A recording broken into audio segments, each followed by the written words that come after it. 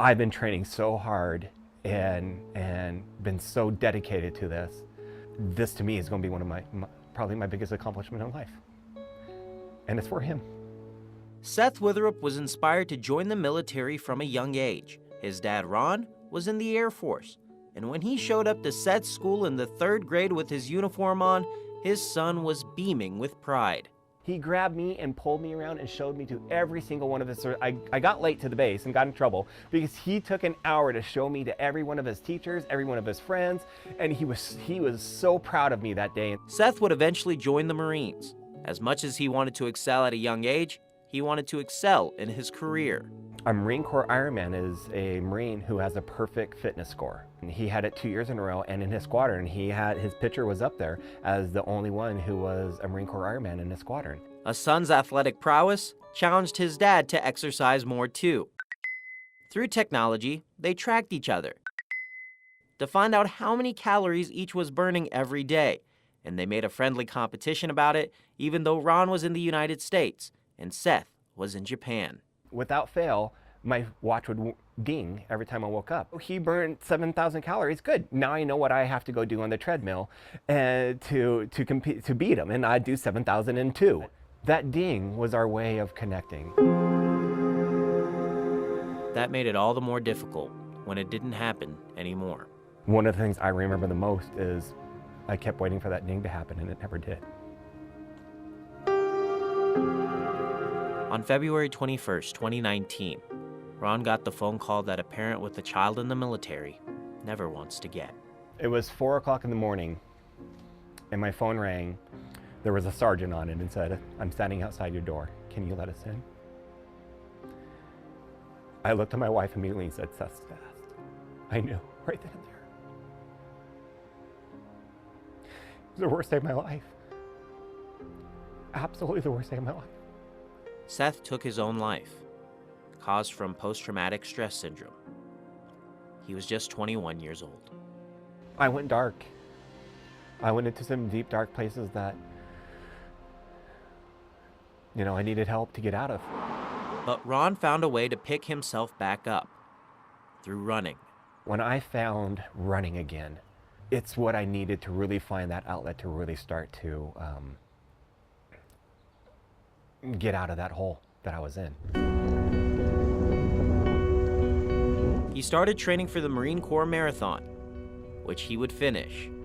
He kept running, even with degenerative knee arthritis. And then he realized that he wanted to push himself even more for Seth. I have to do it for him. I have to go do this for him so that we both can have that connection of being Ironman.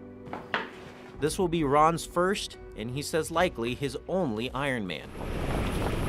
He's been training for the past 18 months, picking up biking and swimming, which he'd never done before.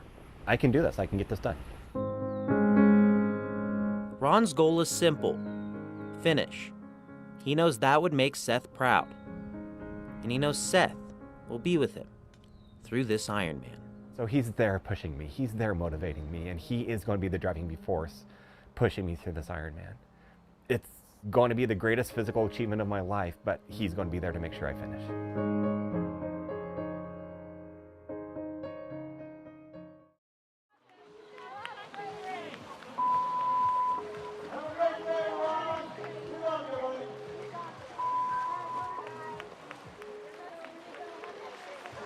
I'm feeling good. I'm feeling really good. Yeah. But, yeah, they say get used to getting kicked in the face and get used to. Oh my God, I got so kicked. That was a lot different than training. The bike's my hardest discipline. If I can get off the bike in time and not get disqualified, I'll be okay. Ron barely missed the cutoff. No, unfortunately, I'm a DNF. But he wouldn't quit. I came here to run and compete in an Ironman for Seth. I'm going to keep going. The course is still open. So. Ron took to the marathon course, 26.2 miles to the finish. For Seth, we're going to go rock this. Go, Ron! Woo! Get her done, brother! As official finishers came through one by one, Ron wouldn't be one of them. Seth would be so proud. He really would be. He missed the 22-mile cutoff time, but still, refused to give up. Yeah.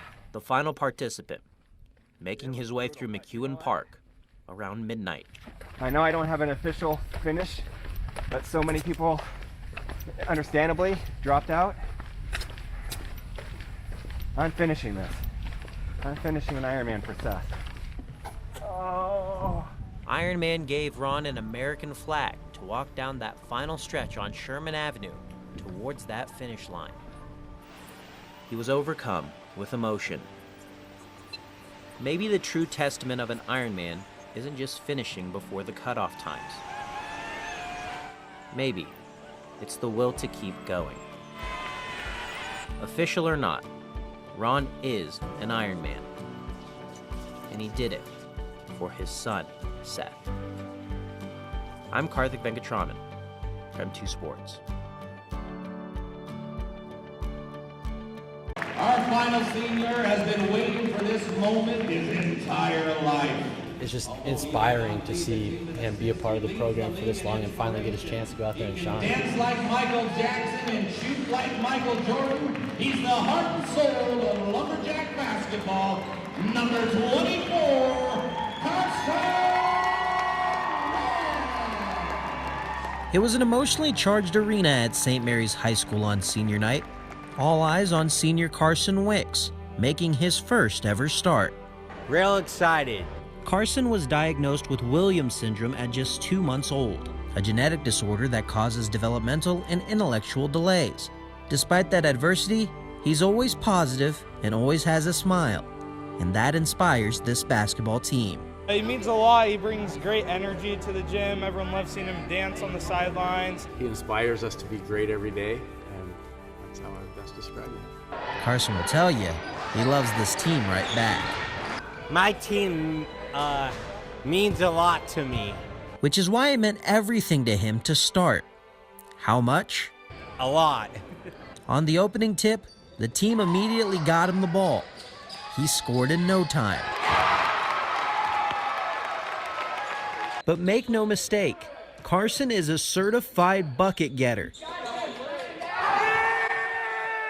He scored in multiple games this season. He's had a lot of buzzer beaters, a lot of last-second baskets. He's racked up a few points his whole high school career. He's got some pretty clutch moments. Yeah, he does, for sure. However, it was what Carson did on senior night that was something else.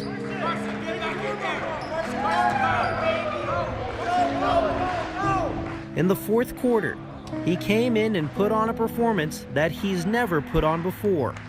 He made 1 bucket. Then he made another. And then right before the final buzzer, he made 1 more. Celebrating with that team he loves so much before the final buzzer even sounded. It's definitely a tearjerker. To see him waving his arms up and getting the crowd fired up, and our boys are fired up, it doesn't get any better. A career-high 8 points for Carson Wicks in his first ever start.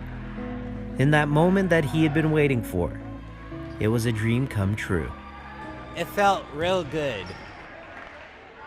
From day one, I always told myself I was going to make it back. Carson Newman offensive lineman Colt Siner is grateful to be playing the game that he loves for the school that he loves. It's something different about this place than other places. But now as a junior in the classroom, Siner will just now be playing his first year of college football. His first chance at a season was canceled by COVID. Then in March of 2021, what started as back pain turned into something far worse. After a trip to the hospital and a CT scan, doctors gave him news he couldn't imagine hearing this young. They found out I had 8 tumors in my liver, 2 in my lungs, all my lymph nodes were inflamed, and at that moment I didn't know what cancer I had, but the lady came in and she was like, "I'm sorry, sir, but you have cancer." And I was like, wow, it hit really hard. My mom was in there with me, and she took it very rough. He was diagnosed with testicular cancer. Siner underwent chemotherapy, and it wasn't easy on his mind. It was just knowing that I can't be up there with everybody. I'm losing time. I mean, everybody's moving on with their lives, and I feel like I'm stuck in a time period where I'm not going to be able to play and not going to be able to move on with my life. It also wasn't easy on his body. Signer lost his hair and about 50 pounds. Just the feeling of being that little was, I don't really fit. This is a 3X shirt, and I normally don't fit in these like small shirts, and I was fitting in XLs, and I was like, this don't feel right. I would go to the Planet Fitness, and people wouldn't recognize me. I'd go and work out. They're like, you used to be so much bigger. And I was like, yeah, well, stuff happens, I guess. Never once did he think about giving up, though. What kept him going? His love for football. I just thought about that every single day, just being able to get back out here with the guys. He beat cancer in May of 2021. However, due to radiation in his brain, he couldn't play last season, but he still found a way to be a part of the team as an equipment manager. I just got told I'm going to start, and I got cancer, and I kind of feel like I let down the team, and I felt if I was going to go in there and I actually did do something for the school and make them proud in a way, then I'd be able to like fulfill my scholarship in a way. During that time, he worked on building up his strength, waiting for the moment he wanted to be cleared to play again. That moment happened this past spring. He played in spring ball and also fall camp, and he's expected to get playing time this season. I definitely feel like coming out here now, I have a different mentality for the game and realizing that I may get diagnosed again in a couple days. I mean, I never know. With cancer, you never know what's going to happen. I mean, and I definitely try to take every single play like it's my last, and being able to play every single practice like, hey, maybe tomorrow I won't be able to play again, and maybe West Georgia might be our first game and it might be my last game. On Thursday, he'll finally suit up for a game for that team that he kept fighting for. And after everything he's gone through, he's grateful to be playing the game that he loves again. And just like he said he would be, he's back. Right now, being able to come out here and show and play after being almost over a year of cancer-free, and being able to come out here and just show that even though you can go through treatments and go through chemo, go through cancer, lose half your manhood, and just be able to come back out here and do the best you can do, it's all possible.